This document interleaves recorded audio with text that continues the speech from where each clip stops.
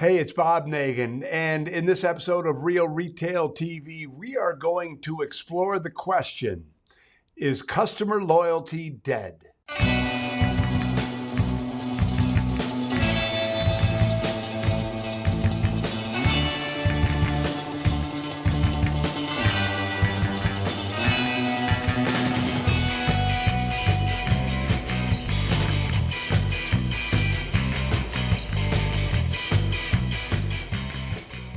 The question is customer loyalty dead?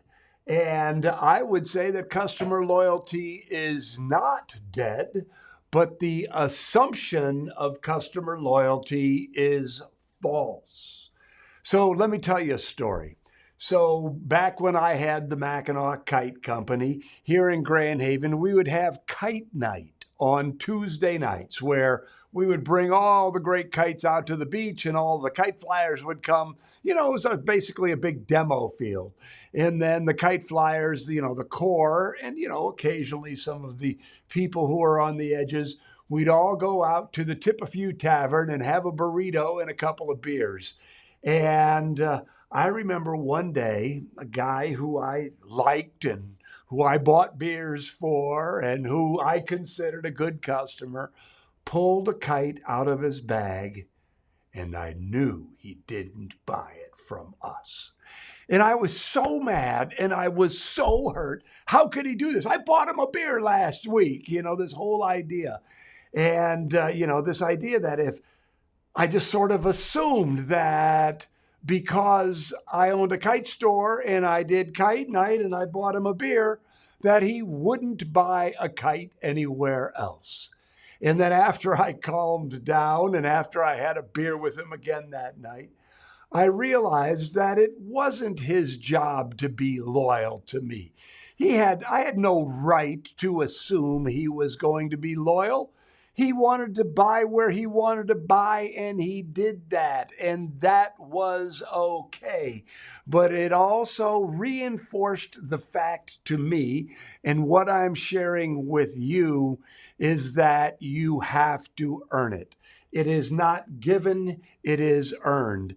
And even when it is earned, it needs to be nurtured, it needs to be maintained, it needs to be cherished, it needs to be near and dear to you, and you need to do all the things that are needed to keep your customers close to you. So the assumption is that it's dead is false. But I do want to say that all is not lost, that you can do a lot of things to really, really, really engender loyalty. And let's talk about that right here. So the first thing that I'd like you to think about and to recognize is that your customers want to be loyal. I believe this. I believe that people like to support their local independent retailers. They like to come into your store. They like your store. The fact that they're in your store, if they've joined your loyalty program, it means that they feel an affinity to you. So then your job becomes to proactively build the relationship. Let me say that again. Proactively build the relationship. Again, going back to the assumption that loyalty is earned and it needs to be nurtured, you can't just assume it. So how do we do this? Let's talk about three things real quickly here. How do you build customer loyalty? And the first thing that you do is you give your customers an amazing experience so that every time they come into your store, they feel loved, they feel honored, they feel appreciated.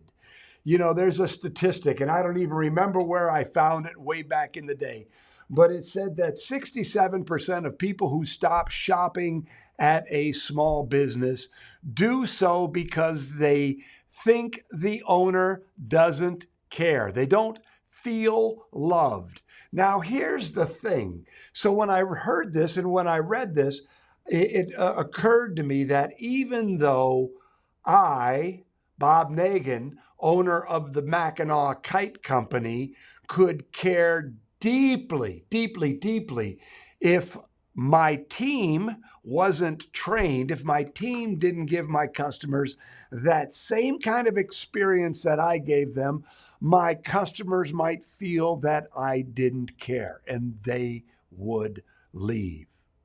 So when you think about building customer loyalty, the first place you have to think is your team. And you have to ask yourself, are your team members giving all of your customers an exceptional experience? And this comes through education. It comes through training. It comes through coaching.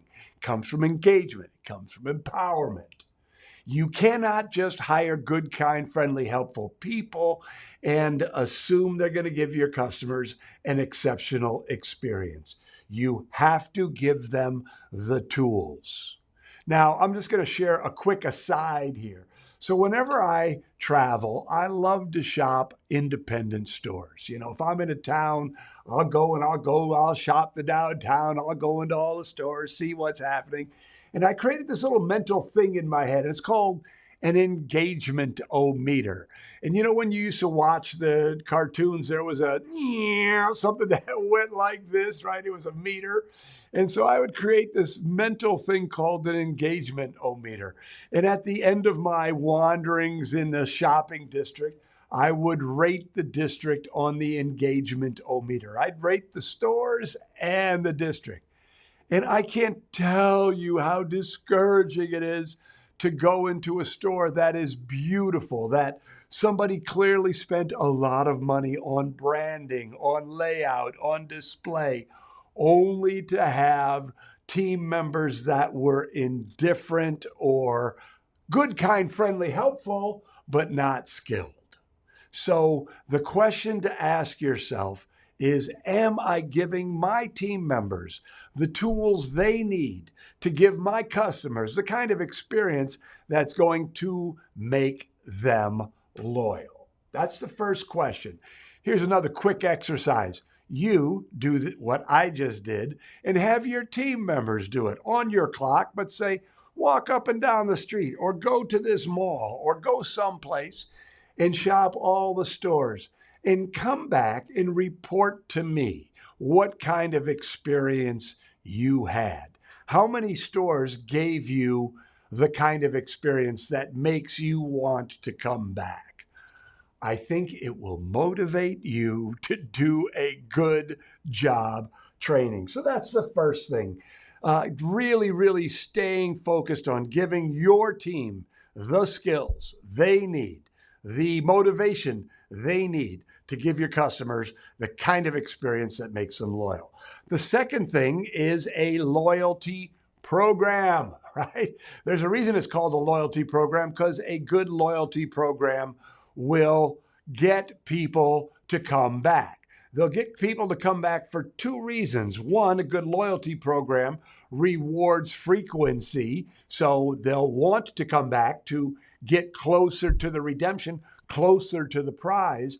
But the other reason, and this is sort of more subtle, but just as important, is when people join your loyalty program, they're giving you their contact information.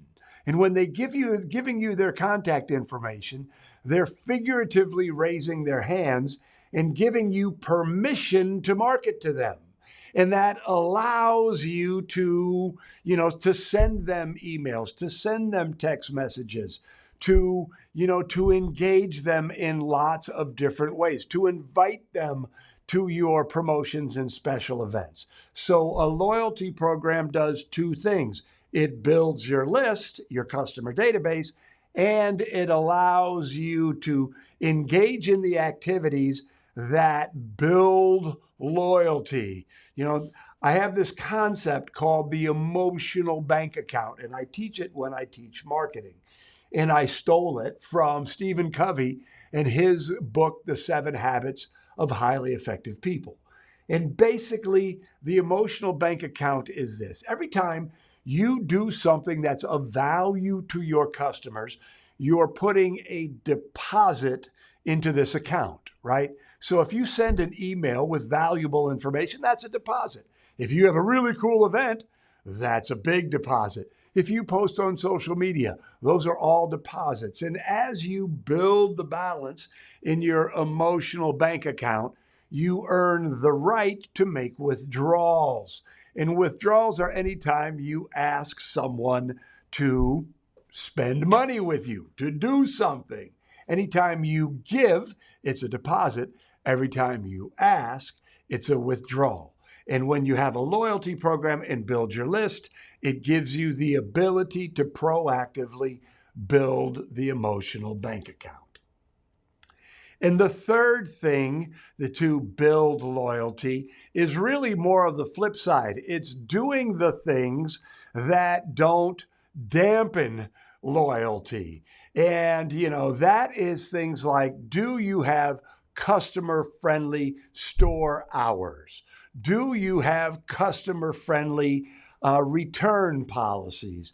Do you do really dumb stuff like charge your customers to use a credit card? So think of loyalty as a rope. This is a sort of a parallel to the emotional bank account.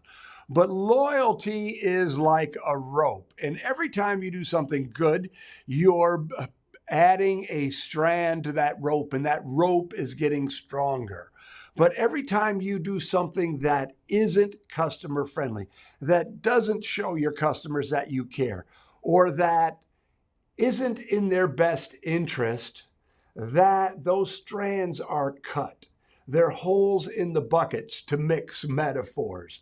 But recognize that all the work you do to build loyalty can easily be undone, which is why I've been on a really high horse lately about independent retailers need to keep customer-friendly store hours. Independent retailers need to let their customers pay the way that they want to pay. Independent retailers need to do all of the things that make their customers feel loved and appreciated. So this is a really important topic, because loyalty, keeping your customers near you, keeping them close to you, keeping them with you so that they're coming into your store more often, they're coming into your store with their friends, they're coming into your store and spending more money. This is the way that we build a great independent retail business. So let's loop back around. Is customer loyalty dead? Heck no. Customer loyalty is alive and well if you, as the store owner, do the things you need to do to show your customers how much you care, how important their loyalty is to you. Anyway, that is it for today. I'll see you next week.